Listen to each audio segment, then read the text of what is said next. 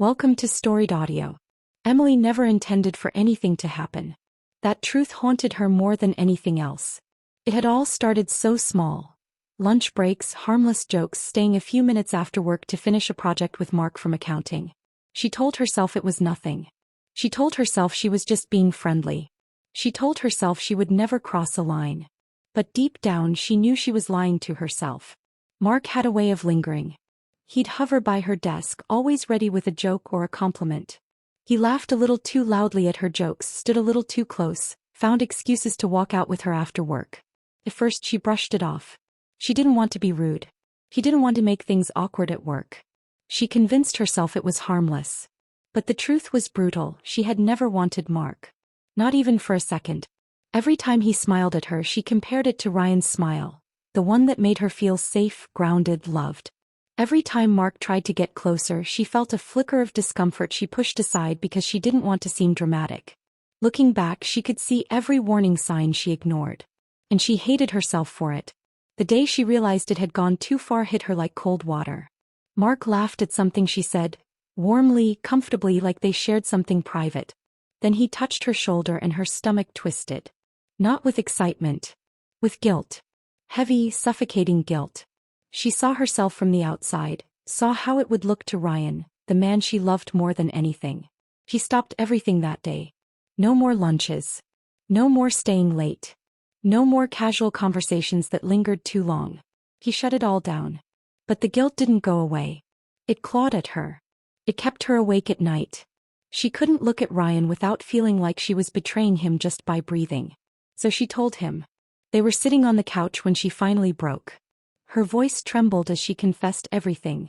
Every lunch, every after-work hangout, every moment she should have walked away sooner.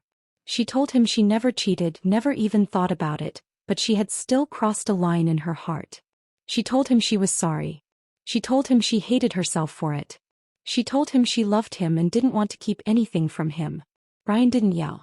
He didn't accuse. He didn't storm out. He just looked at her with eyes that were too calm, too quiet, and asked one question. If I had been doing what you did, would you forgive me easily? Emily broke. She didn't even try to lie. She shook her head, tears spilling down her cheeks. No, she whispered. I wouldn't. I would be jealous. I would be angry. I would think you didn't love me anymore. I'm so sorry. Ryan looked away, and that hurt more than shouting ever could. I need time, he said softly. Those 3 words shattered her. That night she cried until her chest hurt. The next morning she packed a bag. She couldn't stay there, not when she had caused this. Not when every corner of their apartment reminded her of what she had risked. She quit her job the same day. She couldn't walk back into that building, couldn't face the place where she had let something happen that never should have existed. She moved back to her parents' house, feeling like a failure returning home after ruining her own life. Her parents tried to comfort her, but even they couldn't hide the disappointment in their eyes. They loved her, but they knew she had done wrong. They knew she had broken something precious. Emily spent her days crying, replaying everything, wishing she could go back in time. She barely ate. She barely slept. She kept her phone beside her constantly, hoping for a message from Ryan, terrified of one at the same time. Days passed. Then a week. Then every morning she woke up with the same thought. I ruined the best thing I ever had. Then one evening her phone buzzed. Ryan, can we meet? Her hands shook so badly she almost dropped the phone. She stared at the message for a full minute before she could breathe again. She typed back yes and immediately felt sick with fear. What if he was meeting her to end things? What if this was the final goodbye? She arrived early at the small park where they had first kissed. Her heart pounded so loudly she could hear it in her ears. When Ryan finally walked toward her, she felt her knees weaken. He looked tired, but not angry. They stood in silence for a moment before he finally spoke. I've missed you. Emily's breath caught.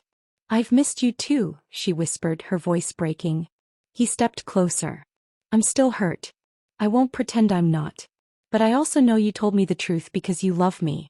And I know you stopped before it became something worse. Tears streamed down her face. I swear I will never let anything like that happen again. Ryan nodded slowly. I believe you.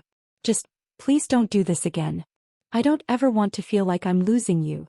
She wept and collapsed into his arms. He caught her instantly, holding her tight, holding her like he had been waiting to do it for weeks. She clung to him, shaking, overwhelmed with relief. She had been so sure he would never give her another chance. She had been so sure she had destroyed everything. But he was here. He still loved her. And she wasn't going to waste this chance.